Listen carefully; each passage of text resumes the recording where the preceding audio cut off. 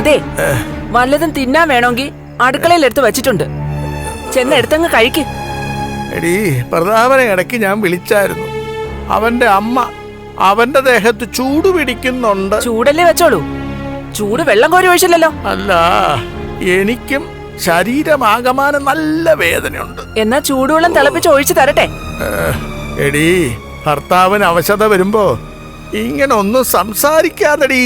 ഭാര്യയായി പോയതുകൊണ്ടാ മാർക്കോയും അവന്റെ കൂട്ടുകാരനും ചെയ്തതൊന്നും ഞാൻ ചെയ്യാത്തത്. ലോൺ അടയ്ക്കേണ്ട ഡേറ്റ് ആയി. എങ്ങനെ അടയ്ക്കും? അതുപോലെ തന്നെ വണ്ടിയുടെയൊക്കെ ലോണും അടയ്ക്കണ്ടേ? ഞാൻ പറഞ്ഞില്ലേ, ഞാൻ ഏതെങ്കിലും വീട്ടിൽ പാത്രം കഴുകാൻ പോവേണ്ട ഗതികേടില്ല. ഉന്നരിച്ച് വളർത്തിയ മോള് പോലും ഇപ്പൊ ജോലിക്ക് പോവുക. ആ അവസ്ഥയിൽ നിങ്ങൾ കാര്യങ്ങൾ കൊണ്ട് എത്തിച്ചില്ലേ? ഇതിനൊക്കെ ഞാൻ എന്ത് മറുപടി ആടി പറയേണ്ടത്? നിങ്ങളൊന്നും പറയണ്ട.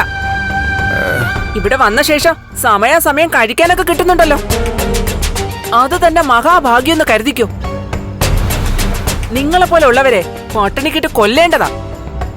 അയ്യോ, ഇതാടി അമ്മമാരും ഭാര്യമാരും തമ്മിലുള്ള വ്യത്യാസം.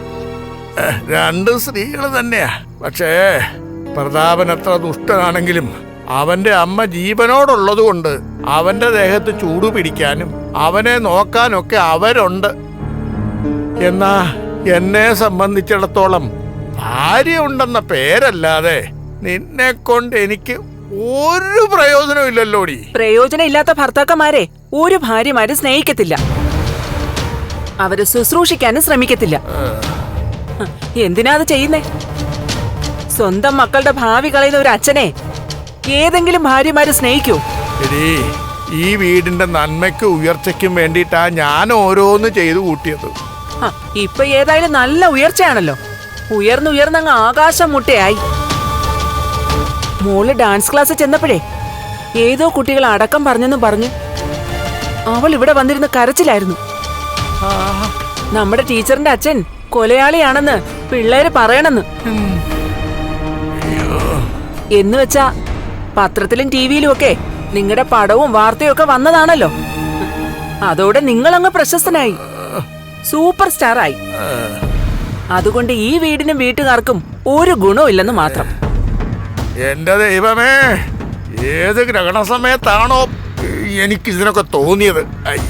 അല്ലെങ്കിൽ നിങ്ങളുടെ അച്ഛനും അമ്മയും ഒക്കെ വിഷവിത്തുകളായിരുന്നു. എടി, അവരൊക്കെ മരിച്ചുപോയില്ലോടി.